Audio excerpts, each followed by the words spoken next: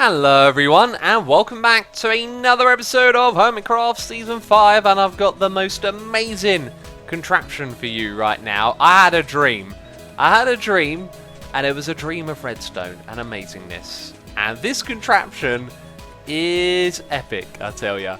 Now, what it does is, well, do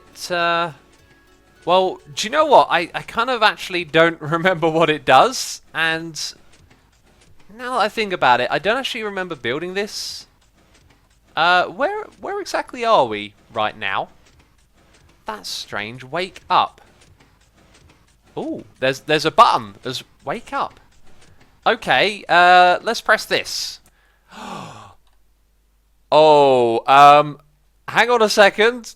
That looks familiar. Yes. Oh, that's me, isn't it? That's me. Look, there's my myth-busting arm. And, oh, my record collection as well. Goodness me. Do you know what? I think that I'm still dreaming right now.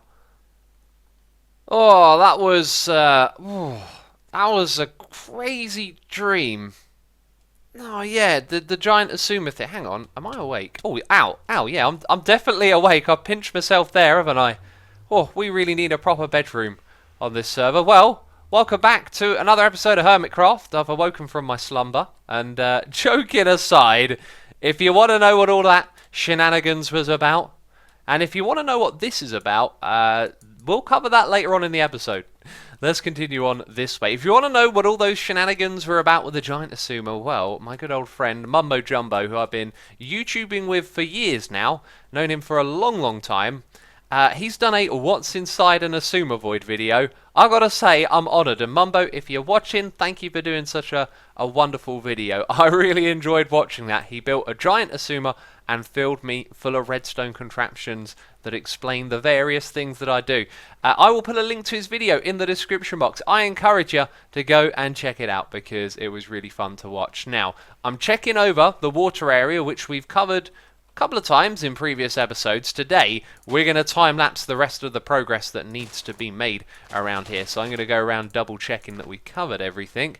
That was quite a big patch to miss, wasn't it? But you can see the water quite hideously extends itself down here around where the sheep are. What I'm going to do, that was a very Iskall way of talking right there, what we're going to do is we're going to move the sheep over to one corner using water, lock them in, get rid of the mycelium, move them over to the other corner. I'll do all of that in a moment, but otherwise most of this area is pretty much done. The preparations have been made and there should be no mycelium in this area. You can see I've gone around and dug out the mycelium on those sides. Yes, there is a wall made out of dirt. That was to stop the light from the torches over there making their way over to this side where some mycelium has still managed to survive. So, got to double, triple check this stuff. But the plan is to remove all of this water today and to make a huge leap forward in the progress of removing all of the mycelium, which we are doing, once again reminding you, because we are going to transform the entirety, every single block of this island gets changed, no mycelium survives. That's the plan. Now, I have eyed up this little section over here as being the best place to cut it off, because then it's going to be a short, canal, I guess it would be, between where the mycelium starts and the mycelium ends. So, at the beginning of this episode, I got to do my double and my triple check-in, and we're going to throw up some water over in this area to cover where I'm standing right now, that little bit of the island over there, and bring it all the way up to the front here. And if you can hear music in your ear, that's because we're going to be doing it with a time lapse. That's right.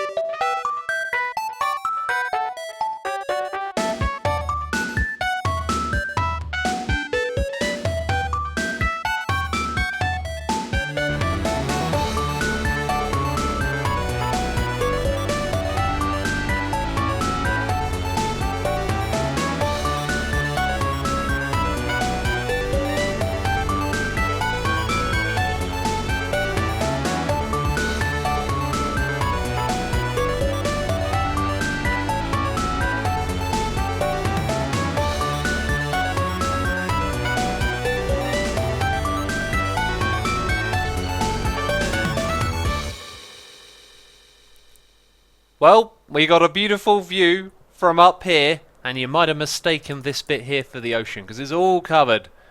Pretty much every single block. There'll probably be one or two that I've missed. But here it comes, the moment of truth. The moment of truth, I tell ya. we gotta hey, that's terrible. Yeah, I accidentally emptied out my inventory. I cleaned it up and I needed some blocks on me because it is time to remove all of the water. And this could induce some serious lag. I'm already feeling my frames disappearing before me eyes. Those water updates are wreaking havoc right now. Oh, yes, they are. And it kind of looks like it's not going to spread out too far away. Now, this is the part where I run around like a madman looking for patches like that where we accidentally missed. And there was one of them spotted very quickly. I'm still feeling the frame drops. Look, it's going all the way over there. Fantastic. So what we'll probably find as I go around is we'll see little patches cropping up as the mycelium starts to spread. So as long as I patrol the area, it should all be good. Let's go down and get this one that I've missed. I've also got my eye in the sky camera account somewhere up there looking down. And I'll tell you what, it all looks pretty good. We've got these rickety dirt patches behind us that we've got to get rid of as well. Next up though, I want to go up there and throw an ender pearl. By the way, look at my shulker box. Last time I placed that thing down, the red colour was a little lighter and a lot nicer, in my opinion. I don't like the way that they changed the shulker box colours. In fact, I might even use a texture pack to change that back, you know, old vanilla tweaks. But maybe again I should stick with that one. I don't know. I'm not a fan of the colour changes, but I don't want to change everything with a resource pack, you know. So here goes the other side. This is going to spread out across all of that, all the way down there, I think. Or maybe there's another water source just over there. Crazy stuff. My frames, they're hurting. They're hurting big time. I've found a fatal problem over here. If you put a slab or a stair block on top of mycelium, it doesn't actually turn it into dirt. So there are going to be lots of these little patches up against our wall here. Good thing I spotted that. Otherwise we might have been in for a bad time. Look, there's more of it. And I think most of the ones that I found have been underneath these little dirt scaffolds. So obviously when the water spreads down, something can go wrong there and it doesn't actually get rid of the mycelium. Let's hope there's not too much of this. I think, yeah, there's a little bit more there, patch over there. Yikes, a patch down there. This is what I was saying. It becomes easy to spot because it starts spreading. So then you can go at it and get the source. There we go, another patch out. That's unusual. This isn't what I was expecting to see. Grass is spreading. Somewhere here there are grass blocks. There they are. Brocks? Did I just say brocks? I think I did. I tried to say blocks. My brain got confused. Talking, it's difficult, right? Apparently it is for me. Anyway, I've done laps around this place and I think we finally hit up all of the mycelium. It feels like it's gone. I don't know. I'm not seeing anything spread at all. And over in this direction, I did find something of interest. You can see some light coming out of the ground there. There's a skeleton spawner just underneath the surface, which is possibly convenient, especially if we do like a tree farm project over here in the future. We can farm bone meal next to where we put something like that. The thing that I wanted to point out here is that there were 2 diamond horse armors in one chest. Not sure if I've seen that before. And also we got a golden apple. Well, that failed miserably. I've been working in my base on what we're going to be doing next. And then I thought, do you know what? I'll come over here and check up on this area. I spent a long time over here making sure this stuff didn't spread. And it's come from underneath this wall somewhere. And it's gotten out pretty far. Yikes. This will be the second time that we've removed mycelium in a large area. And it's foiled me. If only I'd have thought of this earlier. I've been in there for hours working on this project. And if I'd have just done a quick check, I'd have saved myself loads of time. Oh no. Oh well, I'm just going to do it this way now. Just going to dig it all out manually and fingers crossed we actually get all of it. So I started this season off with a brilliant plan. We were going to exploit the villagers and we were going to get our storage set up from day one. My exploitation of the villagers kind of failed when I couldn't get those breeders to work. And then I built the storage system and had to tear it down again. Crazy, I know. This time though, we're going to build another one of Cybot's designs. And this one is going to be silent, it's going to be fast, and it should be just fine. Here it is. I've been building it. I've been spending a long time building it. It's been especially difficult because the way that Cybot built this was mirrored. So this side was over there, and that side was over here, and everything was flipped around. So when building it, I had to kind of mirror it in my head. But I've gone over this time and time again, rebuilt it a couple of times, made sure every block's in the right position, and it's kind of good to go. Now you may have noticed that those redstone blocks are on top of our lamps. They used to be behind them, and that's because they're actually going to bud power this dropper at the top, I think. And you'll also notice there's two sets of droppers. So these ones are the ones that are part of our build, and the ones here are actually just aesthetic, and I think they might get powered at some point and make a little bit of noise, so we're going to have to take those out. But this thing is going to be silent because we're actually going to put items inside of it that get cycled round with the ones that we want to sort. So here you'll see that the droppers come up, they point into the hoppers, and then the items will go down through the hoppers that point into the chests in front of them. And we've got all these torches here to lock and unlock them. Now I don't like how this one here, these are off, but those ones there aren't. That makes me feel like I've missed something down below. I'm going to have to double, triple check this. But one of the next things we need to do is actually add an item filter to this, because we're going to be filtering through specific items that don't go inside of the system. But over here is where the items will come in. That hopper there is where it starts. So the idea is that we put our bulk of items into a sorting system thing over there, and it goes all the way around in a giant circle and makes its way over here. But what I'm also going to do is add an intermediary step. Wow, I can't say that word.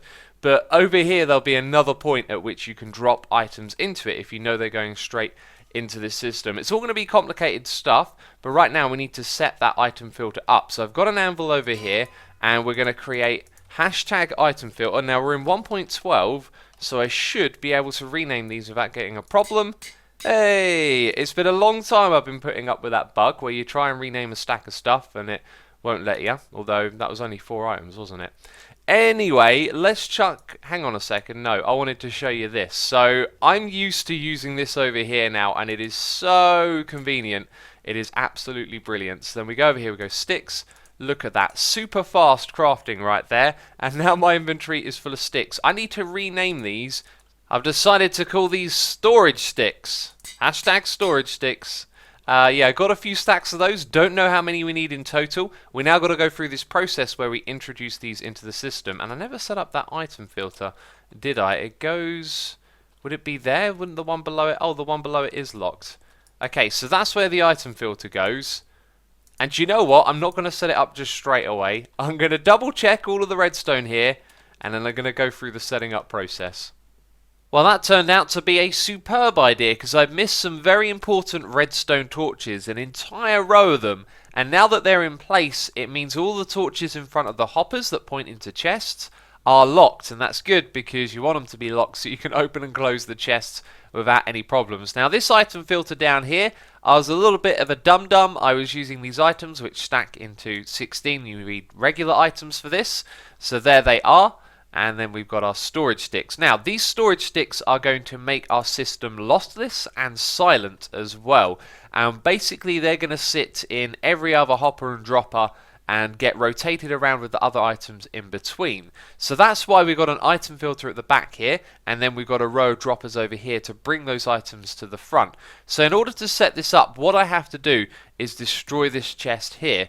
If I do that, this dropper is going to spit out items, and they might actually clip this hopper here and land inside of it and go back into the system, which would be very bad. So what we're going to do instead is remove that hopper right there, and then the items will get spat back into this large chest, and then we can take them out, put the hopper in there when we're done. So if it isn't clear, the items that we're putting in are these storage sticks. They're going to go all the way around, and when they arrive back here, we don't want them going back into the system. So we will take the ones that are out here, and then the system will be ready to run, right? Because then there's going to be a stick in every other slot.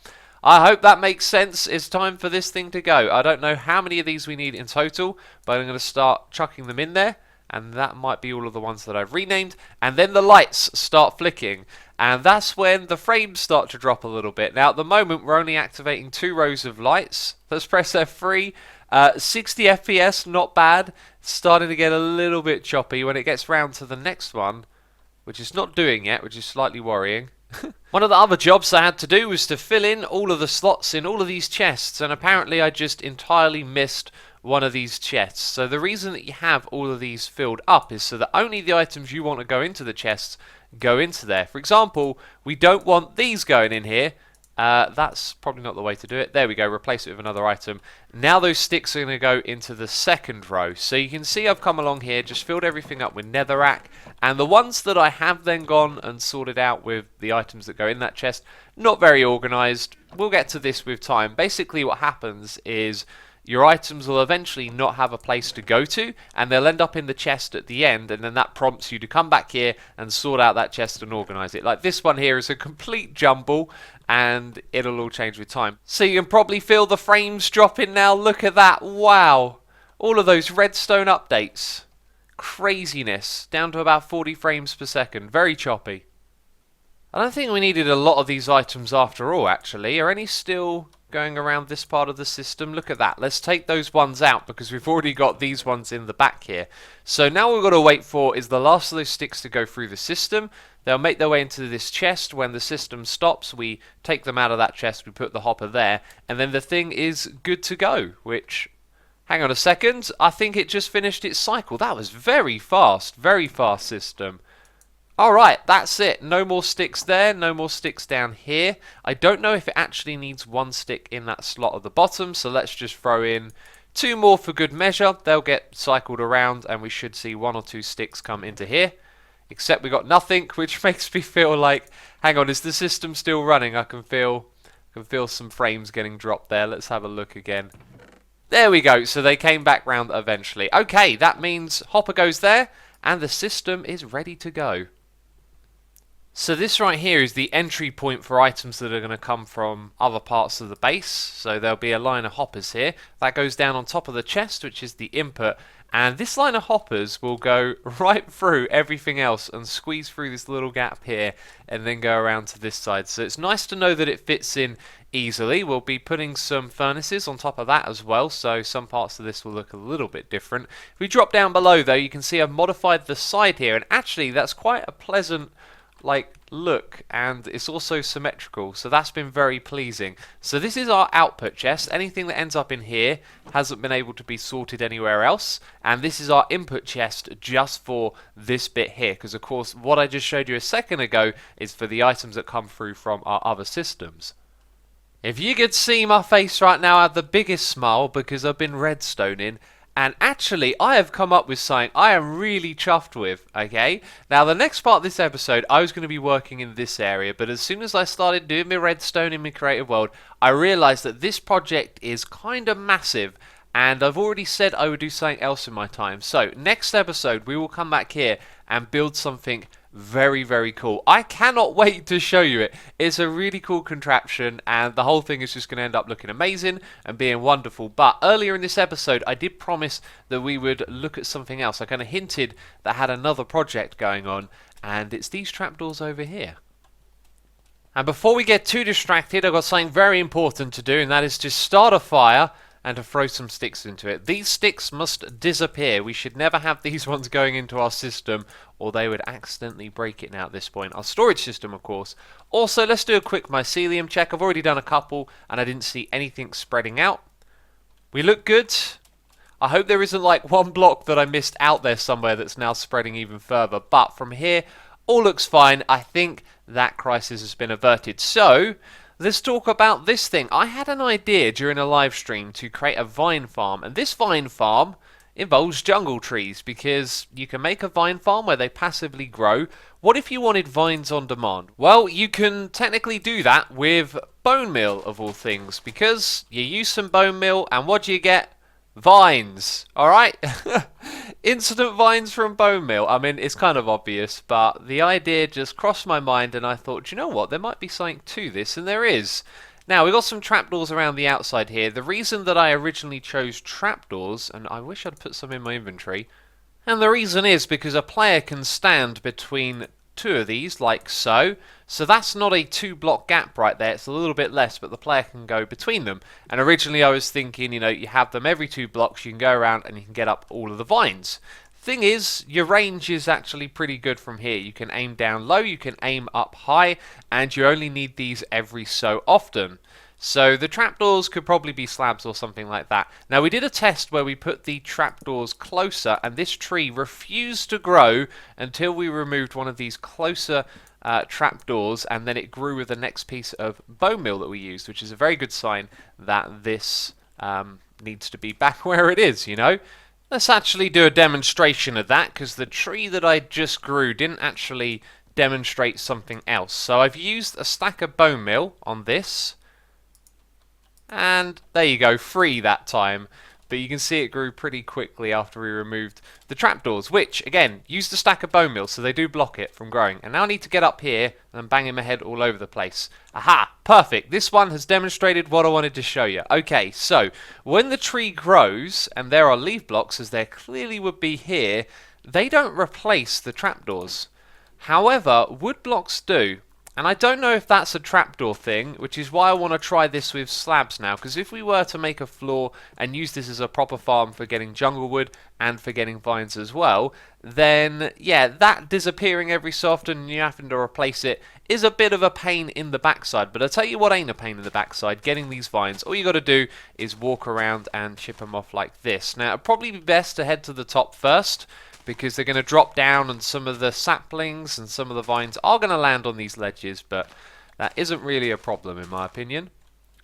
Right now I'm looking for a location to dig in. I want to add something to one of these floors. However, it needs to be a rather sizable room, and I think it would be more fitting if it were on the floor that's going to go down here. But that reminded me, we haven't done a poll yet this episode, and I had a great idea that you guys could perhaps pick the colours of each of the different floors. So we have the green floor on top, then we have 2 orange floors, and then the next one will have another colour.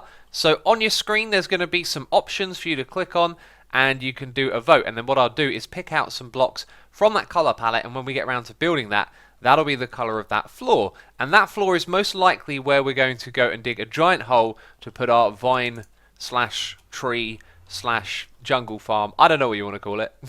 It is, though, its main priority or purpose is to be a vine farm for bone meal, vines on demand. Now, I've been over here growing a few more trees. As you can see, I put some slabs in various places. Doesn't affect the tree growth at all, which is good. And I haven't actually seen the tree go through the slabs yet. It seems like the slabs stay in place where these ones won't. But I think if that were going to be a problem, we'd just stick with it anyway, you know, because I really like this design. And I figured out all the measurements, and these trees can grow, if I remember from myth busting, up to 32 blocks tall, maybe 33 because there's leaf blocks on top, and so we can't really fit that on the floor down the bottom there, as we need to dig upwards. Well, that's assuming that the entrance to the room is going to be at the bottom, which is probably how I designed this thing. Anyway, you might be wondering, well, I'm so interested in getting myself some vines. The reason why is because I've been trying to make this floor up here look a little nicer. Okay, and the way that we've done that is just by variating these walls over here. We've thrown in some stair blocks. We've now got a bit of a pattern going on with these every other blocks, and I've thrown in some mossy. That's why we needed the vines, and some cracked stone bricks as well.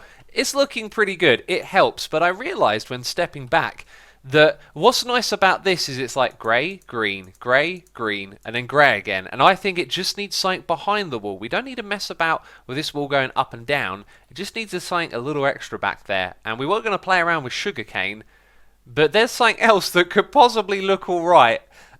Trees, maybe? Like, have them in a circle in this back area popping up? I don't know. It sounds kind of crazy. I'm not sure if I'm really going to like looking and seeing that. But one thing's for sure, we just need to put something extra back in that area. And we're going to stick with this wall design. So now that I've gone and farmed loads of vines, we're going to go around. I'm going to try and do as much of this circle as I can get done in one go. And as much of is in fact all, because I've done all of it. And there is a very nice view from up here. Yeah, wow, I've just sort of hit record and realised that I don't know what exactly it is that I'm going to say, you know, because I've just finished building all of this. It went very smoothly. I enjoyed placing all of those blocks. It was a lot of fun. But I'm kind of running out of time as of right now. And as you can see, I'm taking down the grey flag of neutrality. We might move this to somewhere else, but for now it's been sitting here being a bit of an eyesore for a while. And what I'd like to do with what little time I have now is focus on sorting some of my items into the chests over there.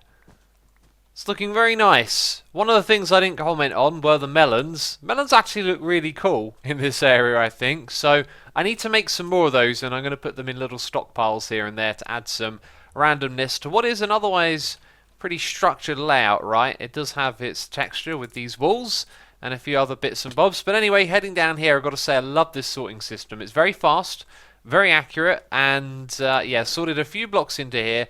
Got a few more to go though, and there'll be a lot of this cycle, you know, putting in items, like I'm going to unload this shulker box and put a lot of this in here, and anything that ends up in this chest I then know needs to have its own slot, as those things don't have one yet. And if you want to build this yourself, link as always is in the description box to Cybot's world download. But that's going to be it from me this episode. Don't forget to vote and let me know what colour you think should be on the next floor. We'll probably be starting that in a couple of episodes. But anyway, that's it from me. Thank you for watching, and I'll see you in the next one. Bye bye.